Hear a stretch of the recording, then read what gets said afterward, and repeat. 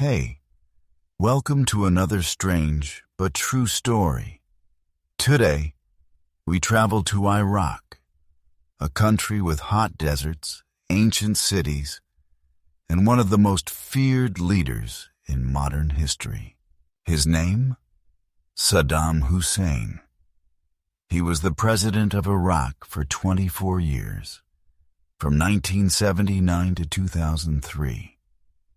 He was known for many things: power, control, violence, and paranoia. But why was he so feared? Saddam had secret police, and many people disappeared. If someone spoke against him, they could go to prison or even be killed. People were afraid to say his name in public.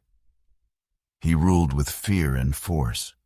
He also started 2 wars, one against Iran in 1980, another in 1990 when he invaded Kuwait.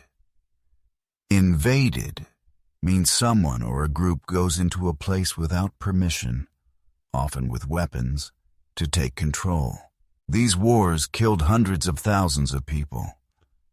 But Saddam was afraid too. He thought someone wanted to kill him, maybe a soldier, maybe a spy, maybe someone from his own team. So, he had a strange idea. I will sleep in a different bed every night. Yes, every night, a different palace, a different bed, a different place on the map. Why? To hide, to survive. But did it work? Or did it just make him feel more afraid? Let's find out in this story. And while we learn about this strange piece of history, you will also practice your English reading and listening. So please don't forget, like the video, subscribe to the channel, and let's begin. Saddam Hussein was the president of Iraq for 24 years. He had money, he had power, he had palaces. But he didn't have peace. At night, he couldn't sleep in one place. Why? Because he was afraid. Very afraid. He thought someone wanted to kill him. A soldier, a spy, maybe someone close to him, even a friend. So, Saddam had a plan. Every night he changed his bed. One night in Baghdad, next night in Tikrit, then in another city. He had more than 80 palaces. Some were big, full of gold and lights. Some were secret, hidden from the public. He used them all. Nobody knew where he would sleep. Sometimes even his bodyguards didn't know. He wanted to be invisible. He wanted to be a ghost. But was this smart, or was it just fear? Saddam also had problems with sleep. He didn't sleep well. He stayed awake for many hours, and he waited. Waited for what? For someone to come? For danger? Some nights Saddam walked alone in his palace. Big rooms, big walls, but inside, he felt small. Even his own shadow made him jump. He didn't trust people. He didn't trust silence. Under some palaces, there were secret tunnels. He could escape quickly if someone attacked. Only a few men knew where he was. And even they were afraid to speak. People in Iraq were also afraid. They never said his name loudly. They looked around before they spoke. Everyone was careful. Everyone was scared. Can you imagine that? Living in a golden palace, but afraid to sleep, always watching, always hiding. Every night in a different bed. Let me ask you, is that a powerful life, or is it a prison? I'm going to tell you something crazy. But it's true. And maybe you've never heard it before. Saddam Hussein had doubles. Do you know what a double is? It's a person who looks like someone else. In movies, actors sometimes use doubles for dangerous scenes. We also call them stunt doubles. They jump, run, or fight instead of the real actor. Saddam used doubles too, but not for movies. He used them to stay alive.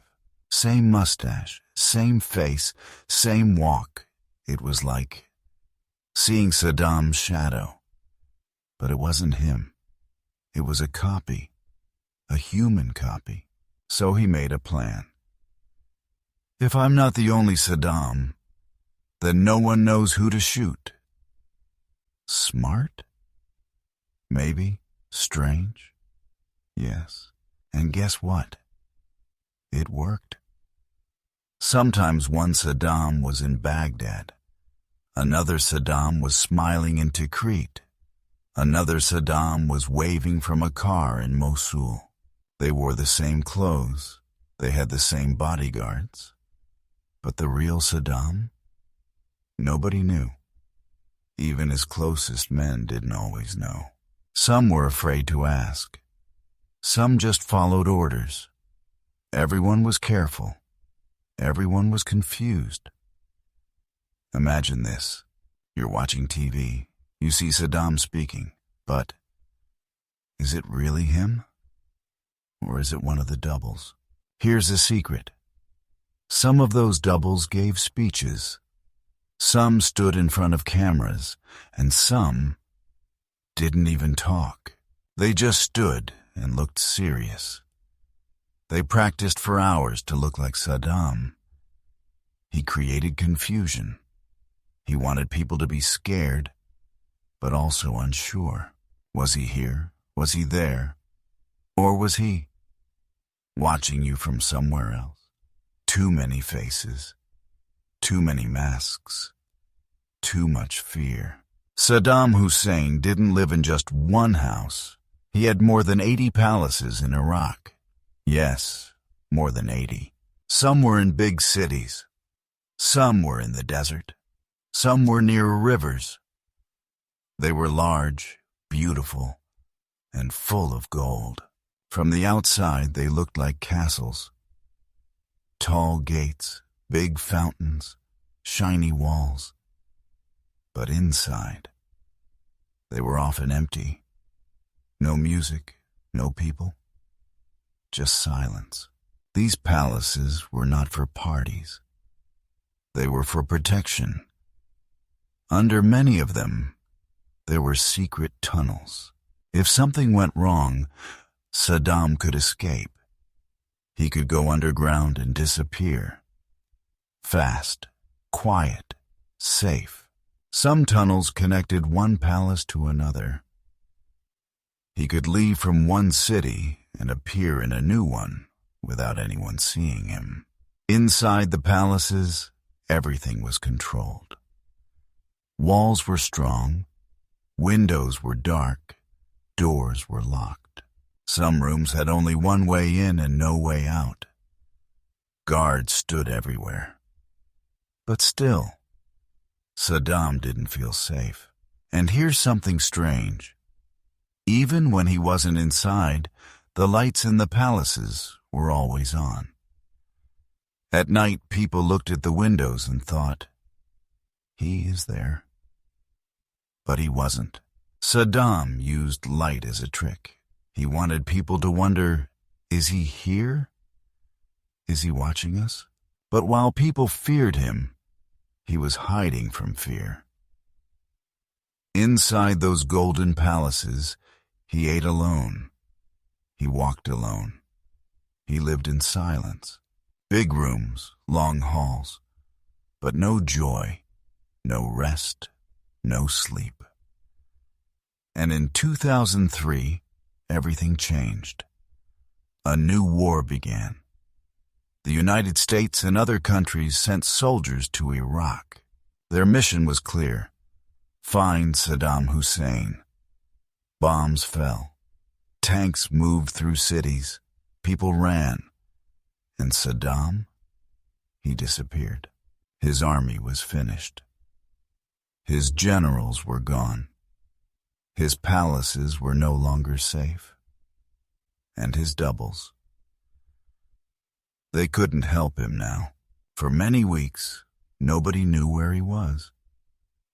Some people said he left the country. Others thought he died. But no, he was hiding. Not in a big palace, not in a golden room, not behind guards. He was hiding in a hole. Yes, a real hole in the ground. It was next to a small farm near a village. There was no bed, no lights, no gold. Just dirt. Just darkness. And Saddam.